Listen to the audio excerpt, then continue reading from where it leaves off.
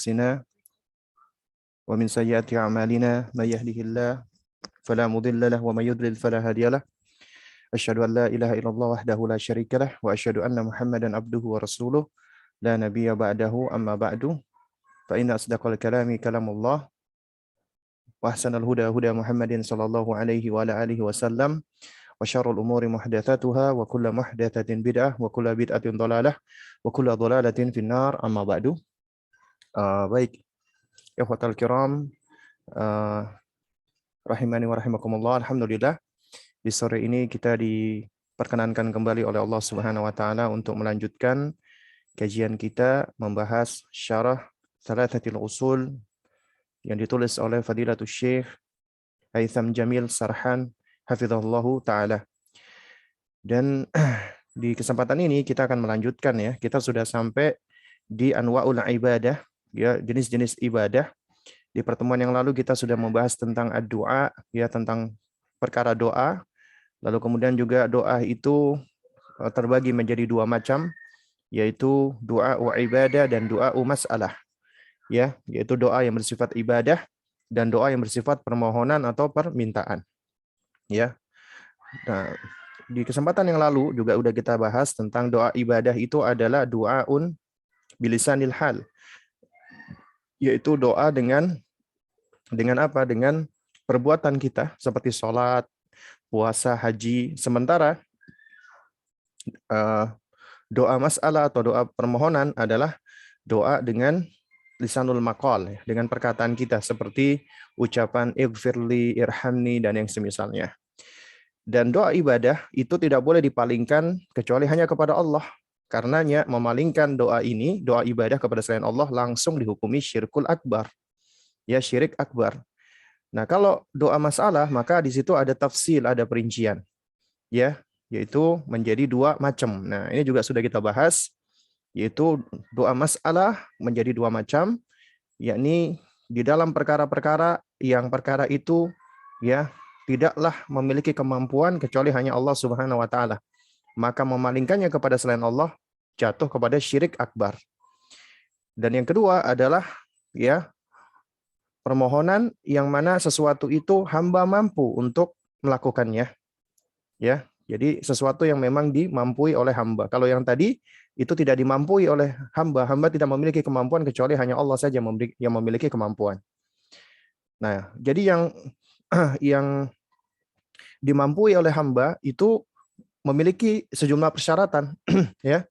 Nah, di antara persyaratannya adalah apa? Ya. Sebentar ya, ini saya coba menghapus dulu ya, mungkin ada yang nggak sengaja menghapus apa namanya. Nah, jadi dengan persyaratan, yaitu yang pertama adalah yang di apa namanya? Ya, yang dipinta ya untuk mendoakannya itu adalah masih hidup. Itu yang pertama. Jadi nggak boleh orang yang sudah meninggal. Yang kedua, ya itu orang yang dipinta untuk mendoakan adalah orang yang hadir. Ya, yaitu orang yang saat itu hadir, tidak dalam kondisi ya tidak hadir atau gaib ya. Dan yang ketiga, ya, jadi al-mad'u atau apa orang yang dipinta untuk mendoakan itu adalah orang yang memiliki kemampuan, ya. Dan ini mengeluarkan orang yang tidak memiliki kemampuan atau orang yang lemah. Dan yang keempat adalah meyakini bahwasanya ya orang yang dimintai pertolongan tadi itu hanya sebagai sebab. Artinya dia tidak bisa memberikan pengaruh ya secara zatnya. Nah, ini syarat-syaratnya. Ya. Nah, karena itu ya, kata Syekh Haitham, ini sudah kita bahas di pertemuan yang lalu, ya siapa yang berkeyakinan bahwa ya al-mad'u atau orang yang dipinta tadi ya untuk mendoakan ya, dia memiliki kemampuan untuk melakukan sesuatu ya secara khafi ya, terhadap alam semesta ini, yaitu dengan tangannya atau dengan kemampuannya sendiri dalam rangka untuk mendatangkan manfaat atau menolak madarat, maka ini tentunya adalah sebuah kesyirikan, ya. Nah, dan di sini Syekh juga menerangkan, ya, meskipun kita menghukumi dari perbuatan-perbuatan yang seperti ini adalah syirik, ya, dan pelakunya musyrik. Nah, kata Syekh, nahnu nadrusul hukm 'alal fi'l. Kita mempelajari hukum, ya, hukum-hukum ini adalah menghukumi terhadap perbuatan, ya. Amal hukmu 'alal fa'ili fayahtaju ila iqamatil hujjah wa intifa'il asyubhah, ya. Adapun menghukumi pelaku, ya, maka ini membutuhkan dua hal, yaitu menegakkan hujjah dan menghilangkan syubhat, ya, atau intifaul mawani, menghilangkan penghalang-penghalang, ya, sehingga hujjah itu bisa tersampaikan. Ya, jadi syaratnya dua sebelum menghukumi seseorang itu menjadi kafir. Nah, karena itu, ya, jika kita tahu, ya, misalnya contoh orang yang berdoa meminta kepada selain Allah musyrik, orang yang meminta-minta di kuburan musyrik, ya. Itu semua adalah perbuatan kesyirikan dan pelakunya adalah musyrik, ya. Nah, tapi untuk menghukumi pelaku secara muayyan, ya, secara spesifik, ya, maka di sini membutuhkan dua syarat, yaitu iqamatul hujjah, ya, wantifaul mawani atau intifa'us syubhah, yaitu menegakkan hujjah dulu dan kemudian kita menghilangkan syubhat-syubhat yang mungkin masih ada. Ya, dan kemudian dikatakan oleh Syekh Haitham wal ulama, ya, dan ulama itulah yang hum man yahkumu 'alal fa'ili annahu mu'minun aw kafirun. Ulama itulah yang berhak untuk menghukumi pelaku apakah dia seorang mukmin ataukah dia sudah kafir. Nah, dan di kesempatan ini kita akan lanjutkan, ya, yakni kita berbicara tentang al-asbab, ya, sebab. Ya, karena ini suatu hal yang sangat penting dan berkaitan dengan pembahasan kita sebelumnya. Kenapa penting? Karena kita manusia itu hanya bisa akhdul asbab, hanya bisa mengambil sebab. Nah, akhdul asbab atau mengambil sebab itulah ikhtiar kita, upaya kita, effort kita. Sementara hasilnya itu adalah di tangan Allah Subhanahu wa taala. Kita hanya bisa berusaha. Berusaha itu yang dimaksud dengan akhdul asbab, mengambil sebab. Karena Allah menciptakan segala sesuatu itu juga memiliki asbab, yang memiliki sebab. Seperti misalnya, kita nggak mungkin kenyang apabila kita nggak makan. Dan untuk makan kita harus bekerja. Dan bekerja itu bisa dengan cara yang halal, bisa dengan cara yang haram. Ya. Juga misalnya contoh, kita tidak bisa meraih sesuatu apabila kita tidak berusaha. Misalnya kita kepingin mendapat ilmu, maka kita harus belajar, kita harus menuntut ilmu. Karena ilmu tidak diperoleh, tidak didapatkan dengan bersantai-santai atau layah-layah. Ilmu diperoleh atau didapat dengan cara apa? Kita berupaya dan berusaha. Ya. Nah, inilah yang dimaksud dengan sebab. Artinya, untuk mendapatkan sesuatu kita harus menempuh jalannya dan kita mengambil sebab-sebab yang sudah Allah Subhanahu wa taala berikan. Nah, di sini Syekh Haitham bin Jamil Sarhan hafizahullahu taala, ya, beliau menerangkan tentang, ya, al-asbab itu sendiri. Beliau mengatakan, ya, in qasama an-nasu fil i'tiqadi fil asbabi ila thalathati aqsam. Ya, manusia terbagi, ya, menjadi tiga macam di dalam keyakinannya terhadap sebab. Ya, jadi ada tiga jenis manusia yang berkaitan dengan sebab, ya, keyakinannya dengan sebab itu menjadi tiga macam atau tiga jenis manusia. Yang pertama, kismun ya'taqidu wa yaj'alu ma ja'alallahu subhanahu wa ta'ala sababan. Wa hadha sahih. Yang pertama adalah jenis orang yang meyakini dan menjadikan apa yang Allah jadikan sebagai suatu sebab itu sebab. Maka ini sahih, ya. Saya ulangi, ya. Kismun ya'taqidu wa yaj'alu ma ja'ala Allah subhanahu wa ta'ala sababan wa hadha sahihun. Yaitu kismun atau macam atau jenis, ya, yang seseorang meyakini dan menjadikan sesuatu yang Allah Subhanahu wa taala jadikan itu suatu sebab, maka itu adalah sebab. Ya. Nah, oleh karena itu di sini ya Syekh menerangkan ya sebab di sini ada dua macam. Ya, ada dua macam. Yaitu asbabun syar'iyyah dan asbabun hissiyah. Sebab-sebab syar'i dan sebab-sebab hissi. Dikatakan hissi artinya sebab-sebab yang apa namanya? Yang hissi itu yang ini ya, yang bisa diindra ya. Sebab-sebab yang konkret, yang nyata ya. Jadi sebab yang syar'i dan sebab yang hissi. Ya. Contohnya yaitu karuqyati syar'iyyah, seperti ruqyah syar'iyyah. Faqad ja'alallahu subhanahu wa ta'ala ar-ruqyah sababan syar'iyyan li raf'il marad. Ya. Ya. Allah Subhanahu wa taala menjadikan ruqyah itu sebagai sebab syar'i di dalam ya mengangkat atau menghilangkan penyakit. Jadi dengan cara meruqyah syar'i. Ya, dan ruqyah syar'i ini adalah apa? Sebab, ya sebab yang syar'i. Dikatakan syar'i karena ini berasal dari Allah dan Rasulnya, dari Allah atau Rasulullah Sallallahu Alaihi Wasallam. Ya. Jadi meskipun ilmu pengetahuan manusia secara saintifik tidak mampu untuk menguak, tapi ini berasal dari Allah dan Rasulnya, maka inilah disebut dengan sebab syar'i. Berarti sebab syar'i harus berangkat dari syariat. Jika dikatakan berangkat dari syariat, maka berarti harus berasal dari Al-Quran dan berasal dari sunnah Nabi yang mulia alaihi salatu wassalam yang sahih. Bukan dari hadis yang dhaif dan juga bukan dari ya perkara-perkara yang diada-adakan sementara tidak ada tuntunannya dari Nabi atau perkara-perkara muhdats alias bid'ah. Tentunya ruqyah di sini adalah ruqyah syar'i sebagaimana kata Syekh, karena yang namanya ruqyah itu ada yang syar'i, ada juga yang tidak syar'i, ya, yaitu yang bid'ah, bahkan ada yang syirki.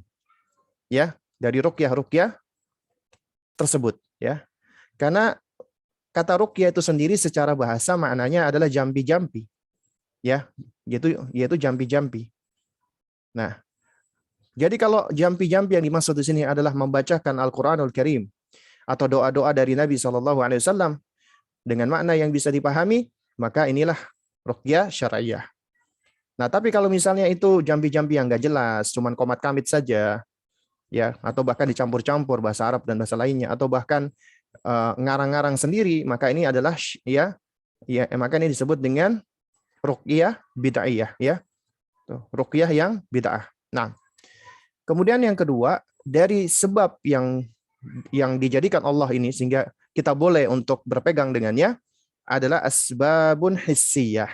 Sebab-sebab yang hissi. Yang hissi itu artinya sebab yang bisa kita indra secara langsung, bisa kita lihat, bisa kita perhatikan, bisa kita cermati, bisa kita pelajari, ya. Itu namanya asbabun hissiyah. Contohnya apa? Kaddawa, seperti berobat, ya. Orang sakit berobat.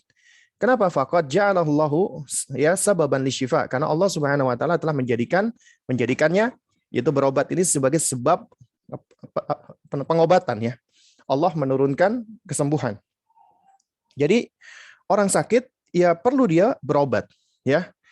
Jadi yang paling baik adalah menghimpun kedua hal ini, yaitu sebab syar'i dan sebab hissi, atau disebut juga dengan sebab kauni, ya. Sebab kauni adalah sebab alami. Alami berarti bukan artinya alam bergerak sendiri, tidak, tapi sesuai dengan sunnah kauniyah Allah. Sesuai dengan ketentuan Allah, yaitu hukum sebab akibat. Hukum sebab akibat ini adalah sesuatu yang bisa diamati, diobservasi, dicermati secara ilmiah, sehingga itulah yang dimaksud dengan ya sains atau scientific, ya. Jadi artinya bisa terbukti secara saintifik. Contoh misalnya berobat ke dokter. Karena dokter ketika melakukan pengobatan itu nggak sembarangan, belajar. Mereka melakukan penelitian, riset, dan seterusnya. Ya, atau juga misalnya belajar dari pengalaman orang lain di dalam melakukan pengobatan. Ini juga boleh, ya. Misalnya dari para ahli herbal misalnya, ya, yang melakukan penelitian tentang herbalnya, ya.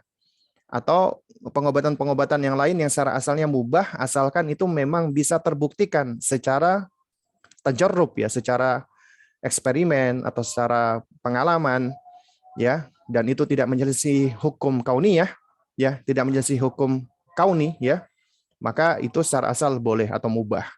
Nah, tapi kalau di situ menyelisihi hukum kauni, artinya pengobatan itu kok tidak masuk akal, atau pengobatan itu aneh, dan diduga kuat menggunakan bantuan-bantuan secara mistis, ya, atau metafisika, ya, atau yang semisalnya, misalnya orang sakit, ya, itu diminta untuk membaca perkataan-perkataan yang nggak jelas, kemudian disuruh untuk melakukan ritual-ritual seperti misalnya menyembelih ayam, atau misalnya disuruh untuk bawa kambing, nanti penyakitnya dipindahkan ke kambing, atau yang seperti itu, maka ini semua adalah sesuatu yang sifatnya tidak hissi. Dan ini semua adalah suatu hal yang, ya, sangat mungkin pelakunya melakukan dengan cara-cara yang tidak lepas dari beristighatsah atau memohon pertolongan kepada makhluk lain selain Allah seperti jin. Ya, di dalam melakukan pengobatan, atau mereka memiliki kerjasama dengan jin, sehingga ini menjadi haram.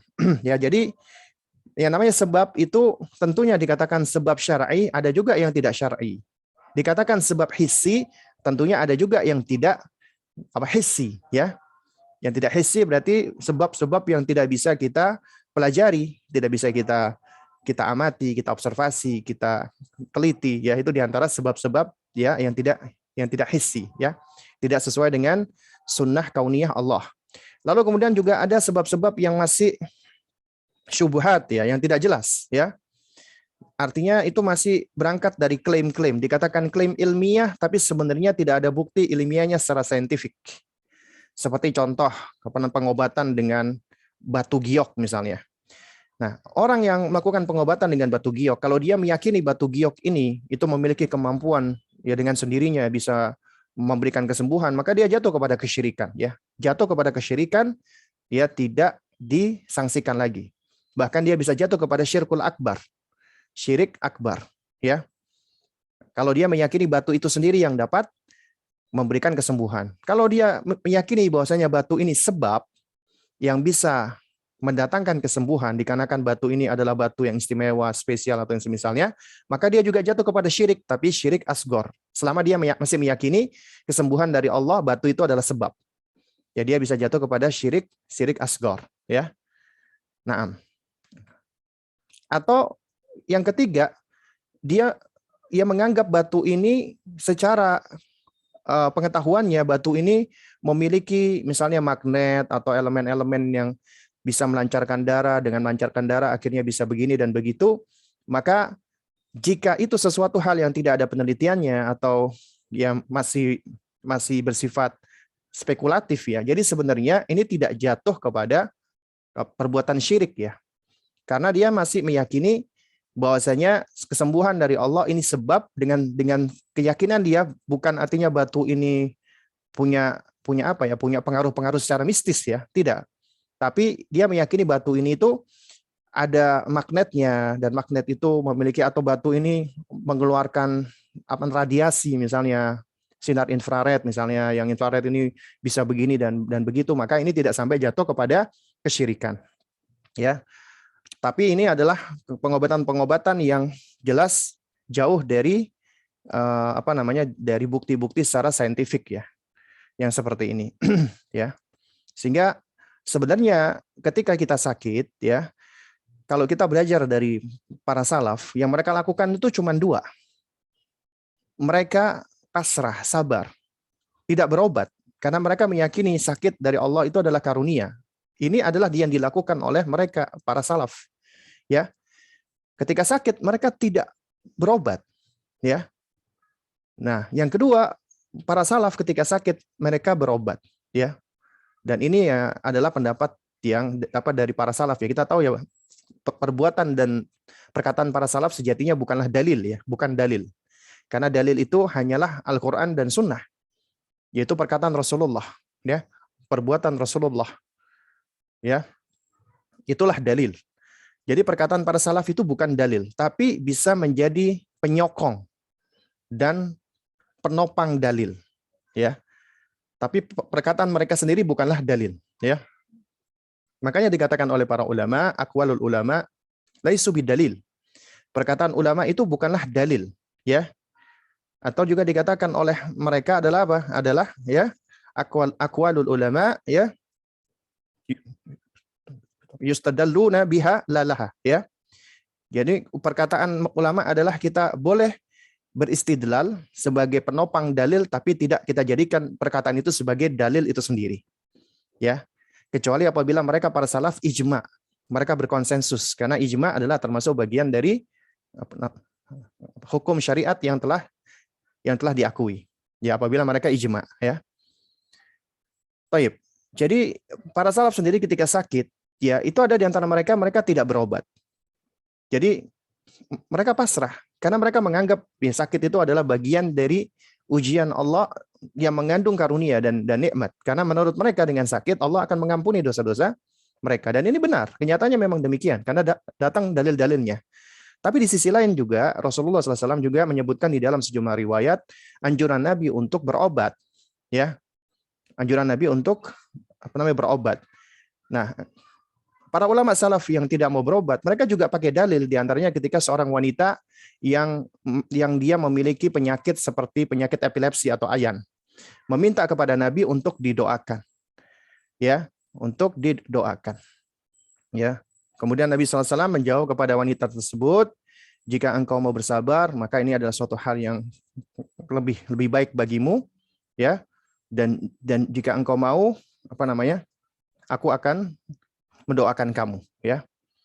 Nah, jadi kata para ulama, ya, mereka beristimbat dari dalil ini bahwa yang lebih utama adalah tidak berobat, ya. Tapi juga dijelaskan oleh para ulama yang lain, ini bukan artinya Nabi SAW itu tidak menganjurkan untuk berobat, karena berobat, ya, itu adalah akhdul asbab, mengambil sebab sebelum kita bertawakal kepada Allah. Karena kesempurnaan tawakal itu adalah setelah ikhtiar, setelah akhdul asbab, setelah mengambil sebab, ya. Nah, jadi yang pertama yang diterangkan oleh Syekh Haytham tentang asbab itu adalah, ya, orang-orang yang meyakini dan menjadikan apa yang Allah jadikan itu sebagai sebab, itu adalah sebab bagi mereka. Ya, mereka mengambil sebab tersebut. Ini sahih katanya. Makanya ini wahada sahihun. Ini adalah benar. Dan ini ada dua, yaitu asbabu syar'iyyah dan asbabu hissiyah. Kemudian yang kedua adalah kismun ya'taqidu wa yaj'alu ma lam yaj'alhu Allah Subhanahu wa ta'ala sababan wa hadha syirkun asghar. Yaitu jenis yang kedua adalah orang yang meyakini dan menjadikan apa yang tidak Allah Subhanahu wa ta'ala jadikan itu sebagai suatu sebab, dijadikan manusia sebagai sebab. Maka ini adalah syirik asghar. Ini adalah syirik kecil. Ya. Contoh misalnya tadi, yaitu berobat dengan dengan batu-batu tadi, batu giok, atau dikasih jimat oleh gurunya, misalnya oleh syekhnya, ya. Nah, jimat itu syekhnya berpesan, nih, ini kamu kalungkan, ya, insya Allah dengan izin Allah, ya, kamu sembuh. Nah, jadi artinya kesembuhan itu diyakini dari Allah, tapi mereka menjadikan, ya, sesuatu yang tidak Allah jadikan sebagai sebab, itu dijadikan oleh mereka sebab kesembuhan, ya. Makanya dikatakan ini adalah syirkun asghar, syirik asghar, syirik kecil. Syirik kecil itu lebih dahsyat, lebih berbahaya daripada, ya, al-kabair, daripada dosa-dosa besar seperti berzina atau seperti minum khamar atau yang semisalnya, ya. Itu syirik asghar, syirik kecil. Dan yang ketiga adalah kismun ya'taqidu anna sababa mu'athirun bidzatihi wa biyadihi jalbul manafi' wa daf'ul madari, ya. Ya. Daf'ul madar, ya. Fahada syirkun akbar. Yaitu jenis ketiga adalah orang yang menjadikan sebab itu memberikan pengaruh secara zatnya, dengan sendirinya, dan dikatakan, ya, wa biyadihi jalbul manafi' wa daf'ul madar, dan di tangannya, yaitu di tangan sebab itu, ya, dia bisa mendatangkan manfaat atau menolak bahaya, menolak bala misalnya. Maka ini syirik akbar. Contoh misalnya seperti tadi, ya orang yang diberikan batu atau jimat. Jimat secara asal itu syirik asgor. Ya, diterangkan oleh para ulama, hukum asalnya syirik asgor. Tapi apabila orang yang mempergunakan jimat itu meyakini jimat itu sendiri yang bisa mendatangkan manfaat dan menolak madarat atau menolak bala, maka dia jatuh kepada syirik akbar. Karena dia telah menyekutukan Allah di dalam sejumlah tauhid rububiyah. Ya. Jadi dia meyakini batu tersebut atau benda tersebut adalah sesuatu yang bisa mendatangkan manfaat dan bisa mendatangkan madarat. Dikatakan sebagai ya nafi'u wad-dhar. Padahal Allah lah sejatinya an-nafi' wad-dhar, yang bisa memberikan manfaat dan memberikan bahaya. Maka dia jatuh kepada syirik akbar, ya. Thayyib. Jadi ini 3 macam sebab. Ya, 3 macam golongan manusia di dalam mengambil sebab, maksud saya. Yang pertama tadi adalah mereka yang menjadikan sebab yang memang Allah jadikan itu sebagai sebab. Maka ini benar. Dan ini ada 2, sebab syar'i dan sebab hissi atau sebab kauni. Ya, seperti contohnya kayak kemarin ketika kita diuji oleh Allah, dan juga sekarang sebenarnya masih belum usai, yaitu dengan wabah COVID-19. Itu ada sebab syar'i, ada sebab hissi dalam rangka kita melakukan wiqayah, yaitu melindungi diri kita agar kita tidak kena. Yang pertama syar'i. Dengan cara apa? Ya berdoa kepada Allah, berzikir kepada Allah. Kita berzikir pagi petang, ya, dan kita banyak beristighfar kepada Allah dan hal-hal yang seperti itu, ya. Dan yang kedua adalah sebab kauni atau sebab hissi, dengan pakai masker, menjaga jarak, mencuci tangan, dan seterusnya. Itu adalah sebab hissi. Seorang muslim yang cerdas adalah seorang muslim yang menghimpun 2 hal ini. Ya. Jadi dia tidak hanya berkutat pada asbab syar'i, sebab syar'i saja. Lalu kemudian dia meremehkan sebab-sebab kauni. Ya, dia meremehkan sebab kauni. Atau dia hanya berpegang dengan sebab kauni tapi tidak mau ya mengikuti sebab syar'i, ya. Maka kedua-duanya ini buruk. Nah, kemudian yang kedua adalah orang-orang yang meyakini ya adanya suatu sebab padahal Allah tidak pernah menjadikan itu sebagai suatu sebab. Maka ini secara asal syirik asghar, sebagaimana tadi sudah saya contohkan. Kemudian yang ketiga ini yang paling parah, yaitu orang-orang yang meyakini bahwasanya sebab itulah yang dapat secara sendirinya memberikan manfaat dan madarat. Ini adalah syirik akbar, ya. Nah, jadi ini kita masih masuk anwaul ibadah ya, bab doa ya. Jadi ini masih masuk bab doa. Nah, baik. Jamaah sekalian muliakan Allah Subhanahu wa taala. Lalu kemudian di sini Syekh menerangkan ya, yaitu perkataan dari Syekhul Islam Muhammad bin Abdul Wahhab rahimahullah ketika membawakan dalil atau hadis ad-du'a'u mukhul ibadah, doa adalah intisari atau saripati ibadah. Maka kata Syekh Haitham Jamil Sarhan dan juga para ulama yang meneliti ya hadis, yaitu dari para muhaqqiqin, mengatakan ini hadis yang dhaif. Ya, hadis yang dhaif, yang tidak sahih, hadis yang lemah. Was-sahih, yang sahih adalah qaulun Nabi sallallahu alaihi wasallam, yaitu sabda Nabi sallallahu alaihi wasallam, ad-du'a'u huwal ibadah. Doa itulah ibadah. Doa itu adalah ibadah. Jadi bukan mukhul ibadah, tapi doa itu adalah ibadah. Itu yang sahih. Nah, lalu kemudian kata Syekh Haitham bin Jamil Sarhan hafizahullahu taala, ya, beliau membuat judul kaifa yakunu ad-du'a huwal ibadah. Bagaimana doa itu kok bisa menjadi ibadah atau dianggap ibadah? Ya, seakan-akan mungkin ada orang yang mengatakan, loh kenapa kok bisa dikatakan doa itu ibadah? Dalil ente apa? Ya, apa argumentasi ente? Nah, mungkin bisa jadi ada orang-orang seperti itu. Dan ketika dikatakan ibadah, yang mengatakan ibadah Nabi SAW. Nabi mengatakan ad-du'a huwal ibadah. Kenapa ibadah? Itu juga ternyata Al-Quran menerangkan demikian. Ya, disebutkan oleh Syekh, ini juga ayat yang juga dibawakan oleh Syekhul Islam Muhammad bin Abdul Wahhab rahimahullah di dalam matanya, yaitu apa? Al-ayatu tadullu ala hadza. Ayat yang menunjukkan tentang hal ini, bahwasanya doa itu ibadah adalah wa qala rabbukum ud'uni astajib lakum. Dan berfirmanlah Rabbmu, ud'uni, mintalah kepadaku, astajib lakum, aku akan ijabahi permintaanmu, aku akan penuhi, aku akan kabulkan. Nah, kemudian perhatikan, innal ladzina yastakbiruna an ibadati sayadkhuluna jahannama dakhirin.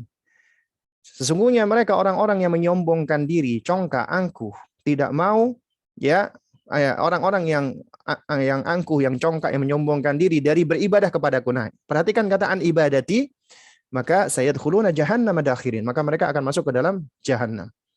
Nah, kata Syekh Haitham, firman Allah qala subhanahu wa ta'ala wa ya, ibadati, yaitu dari ibadahku, fahadha dalilun ala anna du'a ibadatun.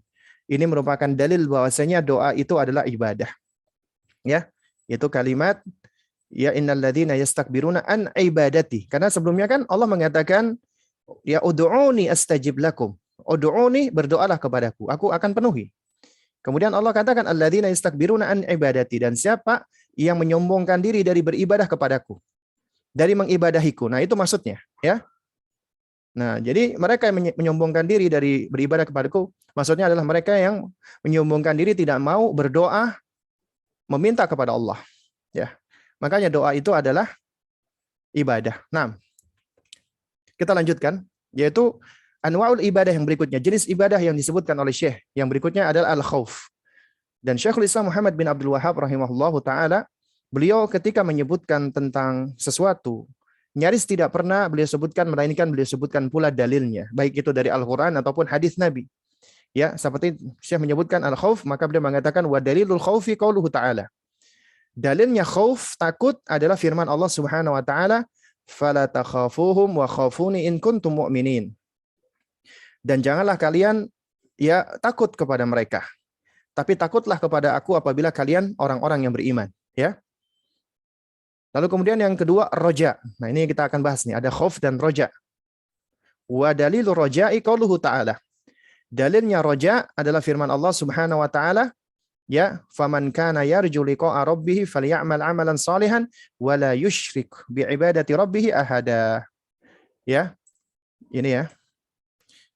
Nah, faman kana yarju, maka barang siapa yang roja, mengharap liqa'a rabbih, berjumpa atau bersua dengan Rabbnya, ya, perjumpaan dengan Allah, Rabbnya, falyamal 'amalan salihan, maka hendaknya dia beramal saleh, wala yusyrik bi ibadati rabbih ahada, dan hendaklah dia, dan janganlah dia menyekutukan Allah dengan sesuatu apapun.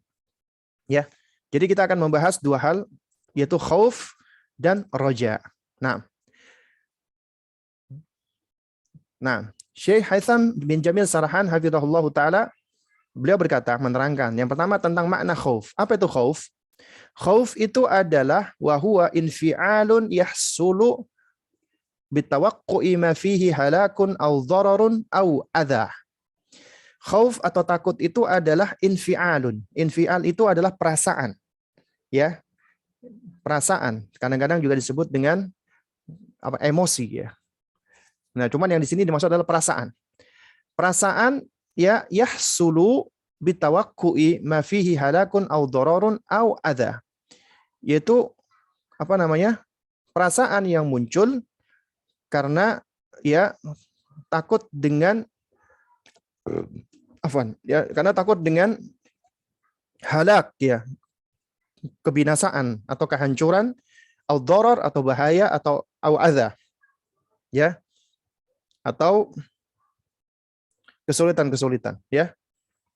Nah, jadi yang dimaksud dengan takut itu adalah perasaan yang muncul, ya, perasaan yang muncul karena takut dengan sesuatu yang dapat membinasakan, mencederai, dan melukai.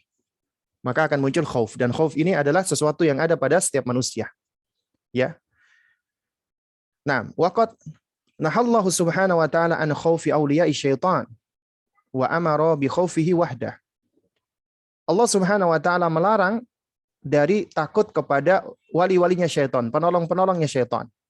Wala takhafuhum, kata Allah. Janganlah kalian takut kepada mereka, yaitu kepada wali-wali syaitan, penolong-penolong syaitan. Wa amara bi khaufihi wahdah, dan Allah perintahkan untuk takut kepada dirinya semata. Yaitu wa khaufuni, dan takutlah kepada aku, itu kata Allah. Nah, tapi ya jamaah sekalian, ya, para akhwat dan ummahat rahimani wa rahimakumullah, ya, yang perlu kita perhatikan, khauf itu ada 3 macam, sebagaimana kata Syekh di sini, ya. Syekh menyebutkan khauf ada 3 macam. Nah, saya geser dulu, ya. Al-khaufu wa huwa 3 anwa'. Takut ada 3 macam. Pertama, khaufu ibadatin wa ta'dhimin wa sirrin. Khaufu ibadatin wa ta'dhimin wa sirrin. Takut ibadah dan pengagungan wa sirrin. Nah, sirrin itu disebut dengan para ulama seringkali menyebut dengan khaufus sir. Sir itu artinya sesuatu yang tidak kelihatan. Sesuatu yang yang kasat mata, sesuatu yang tidak bisa dilihat dengan mata. Ya. Nah, itu yang dimaksud dengan khaufus sir ya. Takut kepada sesuatu yang tidak bisa dilihat dengan hal-hal yang misterius misalnya atau yang seperti itu. Ya, ini kata Syekh wa huwa khauful 'abidi ya minal ma'bud. Dan yang dimaksud dengan takut ibadah, pengagungan dan sir ini adalah takutnya hamba terhadap yang disembah. Ya, takutnya hamba kepada yang disembahnya. Wa fihi at-tadhallulu wal khudu'u wa ta'zimu lil ma'bud. Dan di dalam rasa takut ini mengandung tadallul, yaitu penghinaan diri, merendahkan diri, khudu', ya. Jadi menghinakan dan merendahkan diri, wa ta'zim lil ma'bud, dan mengagungkan ya yang disembah. Wa hadzal nau'u wajibun lillah, dan jenis takut ini wajib hanya untuk Allah semata, enggak boleh kepada selain Allah. Wa sarafahu li ghairillah syirkun akbar, ya. Nah, jadi wa sarfuhu li ghairillah syirkun akbar. Adapun memalingkannya kepada selain Allah maka jatuh kepada syirik akbar, syirik besar. Nah, jadi ini khauf ibadah, ta'zim wa sir, takut yang sifatnya ibadah, pengagungan dan takut sir ya. Maka ini adalah harus hanya kepada Allah, tidak boleh kepada selain Allah. Yang kedua adalah al-khaufut tabi'i. Takut yang bersifat tabiat, al-jibili ya. Al-jibili artinya adalah sesuatu yang sudah majbulah, yang sudah ditanamkan Allah di dalam makhluk, di dalam diri kita. Jadi ini rasa takut yang sudah ada di dalam diri kita. Dan rasa takut ya jemaah, dan juga seperti perasaan-perasaan yang lainnya, itu tidak muncul kecuali ada pencetusnya. Nggak mungkin kita tiba-tiba takut, ya, kecuali ada pencetusnya. Misalnya kita mendengar sesuatu, melihat sesuatu, membayangkan sesuatu, mengingat sesuatu, nah baru rasa takut itu muncul. Ya. Nah, al-khawfu tabi'i kata Syekh Haitham bin Jamil Sarhan, ka'an yakhafal insanun nar. Seperti ketika seseorang takut dengan api. Kita takut sama api, tahu karena api itu panas ya. Kita takut dengannya, kita takut terbakar. Makanya Allah memberikan ancaman, hukuman ya, yaitu hukuman dan ancaman bagi orang-orang yang durhaka kepada Allah, yaitu api, nar, ya. Neraka. Karena di dunia kita bisa memahami makna api secara konkret. Meskipun api di dunia tentunya berbeda dengan api di neraka. Di neraka jauh lebih dahsyat. Kalau di dunia saja yang sudah menakutkan seperti itu, maka tentunya bisa mendatangkan rasa takut. Artinya, secara tabiat manusia takut dengan api. Makanya seringkali kita mengingatkan jangan bermain-main dengan api, ya. Baik itu secara makna konotatif ataupun makna denotatif ya. Maksudnya makna denotatifnya jangan main sama api, artinya jangan mainan api, nanti kita bisa terbakar. Atau juga bisa bermakna konotatif, yaitu bahasa kinayah, bahasa majaz. Misalnya ada seorang laki-laki ya, dia chatting-chattingan sama akhwat, dinasehati temannya, ente jangan mainan api. Nah, jadi maksudnya itu bahasa konotatif ya. Karena itu bisa membahayakan, bisa membakar. Ya, bukan cuma diri ente yang dibakar, itu nanti yang di sekeliling ente juga bisa terbakar. Ya. Jadi ini api adalah sesuatu yang memang secara majbulah ya, secara tertanam di dalam diri kita menjadi tabiat. Ya, kita takut, kita punya rasa takut. Wala adu, kita juga kadang-kadang takut dengan musuh kita. Ya.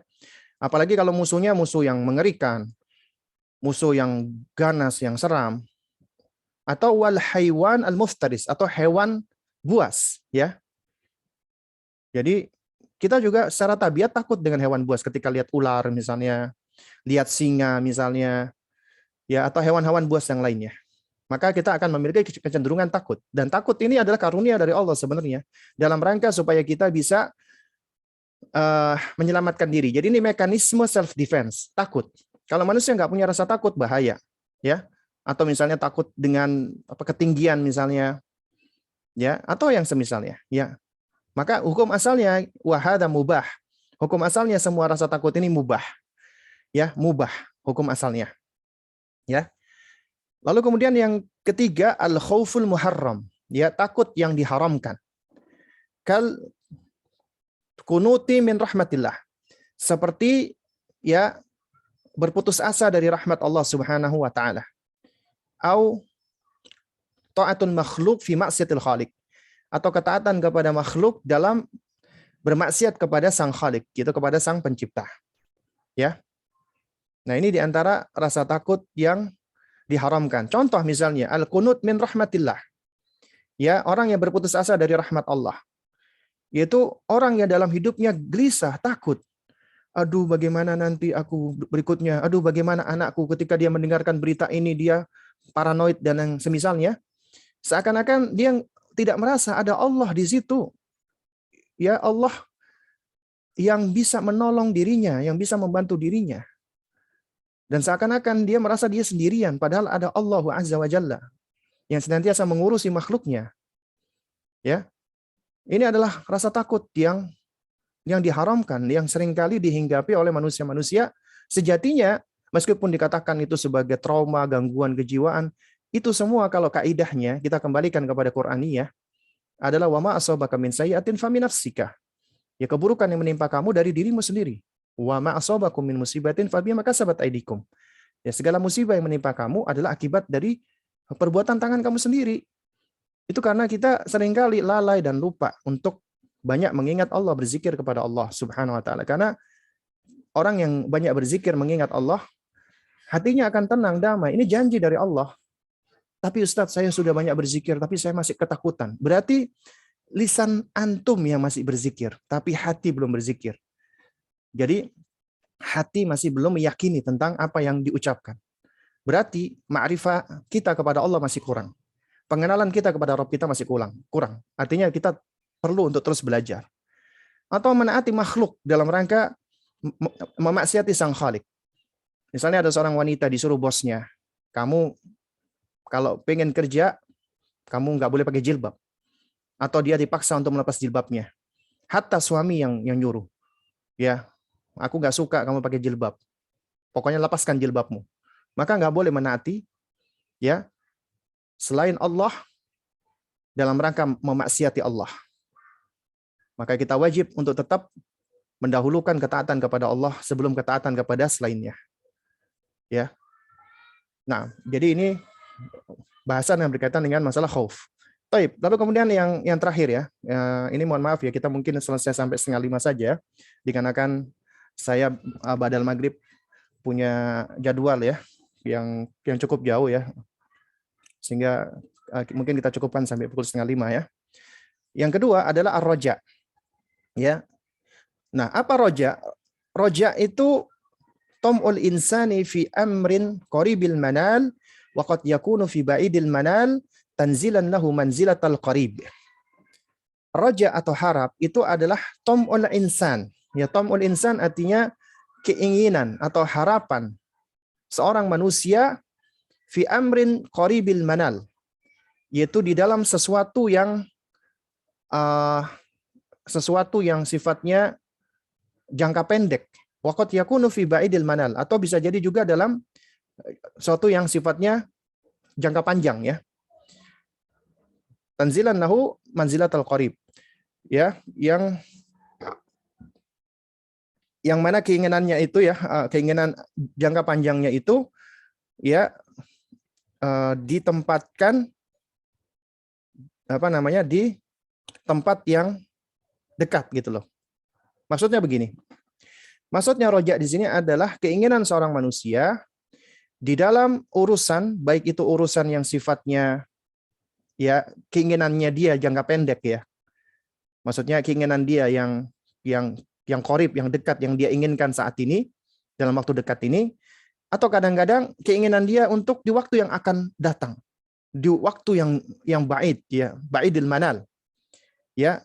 Nah, keinginan dia keinginan dia untuk sesuatu yang jangka panjang ini dia tempatkan seperti ya sesuatu yang dekat. Ya. Nah, itu yang dimaksud dengan ar-raja. Nah, ini yang dimaksud dengan ar-raja. Contoh misalnya yang namanya roja, ya, misalnya qoribul manal, ya, yang jangka pendek. Misalnya contoh, saya besok kepingin makan bakso. Nah, itu juga harapan, roja, jangka pendek. Atau yang jangka panjang, saya insya Allah nanti 20 tahun ke depan, jika Allah memberikan saya usia yang panjang, saya akan melakukan ini dan itu.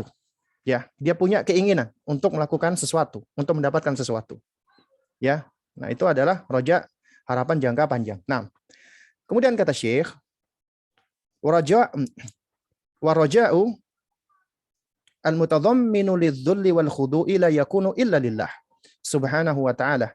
Wa sarfuhu li ghairillah subhanahu wa ta'ala syirkun akbar. Harapan yang mengandung di dalamnya yaitu penghinaan dan ketundukan, artinya di dalam harapan itu ya mengandung kita harus menghinakan diri kita dan tunduk, maka ini tidak boleh kecuali hanya kepada Allah. Adapun memalingkannya kepada selain Allah Subhanahu wa taala adalah syirkun akbar. Syirik akbar, ya. Jadi seseorang yang punya harapan, punya keinginan, di dalam keinginannya itu mengandung ya, yaitu dia akan menghinakan dirinya atau dia akan tunduk patuh, ya, maka itu harus dilakukan untuk Allah semata. Adapun kepada selain Allah, maka rojaknya, harapannya dia bisa menjadi syirik akbar, ya, menjadi syirkun akbar, ya. Kemudian kata Syekh, warraja'ul mahmud la yakunu illa liman amila bi ta'atillah warraja thawabaha au taba min maksiatihi waraja qabula taubatihi. Adapun harapan ya roja atau harapan yang terpuji ya itu ya la yakun illa liman amila bi taatillah, ya. Itu tidaklah akan diperoleh harapan yang terpuji itu kecuali bagi orang yang beramal ya di dalam ketaatan kepada Allah, yaitu orang yang melakukan amalan ketaatan kepada Allah dan mengharapkan balasannya. Jadi ketika dia melakukan amal saleh, menaati Allah, dia mengharapkan balasan dari Allah Subhanahu wa taala. Atau au man taba min maksiati, atau orang yang bertaubat dari kemaksiatannya, waraja qabula taubatihi, dan dia mengharapkan taubatnya diterima. Dia bertaubat nih dari maksiat dan dia berharap agar taubatnya diterima. Ya Allah, terimalah taubatku ya Allah, ya, karena sesungguhnya Engkau adalah Maha Pemaaf, Engkau Maha Pengampun. Dia berharap kepada Allah. Itu adalah ar-raja'ul mahmud. Wa amma raja'u bila amalin fahuwa ghururun wa tamannun wa madhmumun. Adapun harapan tanpa diiringi dengan amal, maka itu sejatinya adalah harapan palsu. Maksudnya ya, fahuwa ghurur, ya, yaitu sesuatu yang mengecoh. Ya. Ya. Tamannun, yaitu hanya angan-angan saja. Wa madhmum, yang tercela. Jadi ada orang-orang yang punya harapan-harapan palsu. Seperti contoh misalnya, wah, aku pengen masuk surga, tapi dia nggak mau beribadah, nggak mau beramal soleh, ya. Atau misalnya orang mengatakan, ya di dalam dirinya, aku kepengen bisa berbahasa Arab, tapi dia nggak mau belajar, dia nggak mau menuntut ilmu, dia nggak mau belajar, dia nggak mau baca. Ya, berarti itu cuma angan-angan aja. Ya, cuman harapan kosong, harapan palsu untuk dirinya, ya. Dan ini adalah sesuatu yang tercela. Makanya harapan yang terpuji adalah harapan yang harus diiringi dengan amal. Jadi orang yang beramal, melakukan amal kebaikan, ketaatan, dan dia mengharapkan balasannya dari Allah. Atau orang yang bertaubat dari kemaksiatannya, lalu kemudian dia mengharap agar taubatnya diterima oleh Allah Subhanahu wa taala. Artinya di situ harus ada konsekuensi amal. Ya. Makanya dikatakan yang namanya roja, harapan yang sebenarnya adalah suatu keinginan yang harus diiringi dengan amal, dengan perbuatan. Ya, karena yang namanya harapan tanpa diiringi dengan amal, maka itu sejatinya adalah mimpi saja. Ya, cuman mimpi. Karenanya harus diiringi dengan apa? Dengan amal, dengan perbuatan. Nah, ya wallahu taala alam shawab ya. Insyaallah nanti kita lanjutkan di pertemuan berikutnya. Kita membahas tentang anwaul ibadah yang berikutnya yaitu apa? At-tawakkul. Nah, Taib, jemaah sekalian muliakan Allah Subhanahu wa taala ya. Ini mungkin yang bisa saya sampaikan. Masih ada waktu 5 menit ya. Kalau ingin bertanya silakan ya. Saya akan coba jawab secara ringkas dan singkat. Namun kalau tidak ada pertanyaan nanti insya Allah bisa kita lanjutkan di sesi berikutnya ya. Dan mudah-mudahan nanti di sesi berikutnya kita bisa menampung pertanyaan-pertanyaan yang belum terjawab di sesi kita pada saat ini. Nah, dan ini juga mohon maaf sebelumnya ya karena kita harus mengakhiri pukul 4:30 karena ba'dal maghrib nanti saya ada jadwal di apa namanya di Season City ya. Itu perjalanannya kurang lebih 1 jaman ya. Ya. Soalnya di Surabaya bukan di Surabaya, di Jakarta ini semuanya itu berasa jauh ya. Dan ketika saya di Surabaya semuanya itu berasa dekat ya. Nah, Taib, sepertinya belum ada pertanyaan ya. Jadi insya Allah mungkin kita cukupkan dulu sampai di sini. Dan kurang lebihnya saya mohon maaf apabila ada hal-hal yang kurang berkenan atau yang keliru atau yang salah ya. Dan kita tutup dengan doa kafaratul majelis. Subhanakallahumma wa bihamdik asyhadu an la ilaha illa anta astaghfiruka wa atubu ilaik. Wassalamualaikum warahmatullahi wabarakatuh.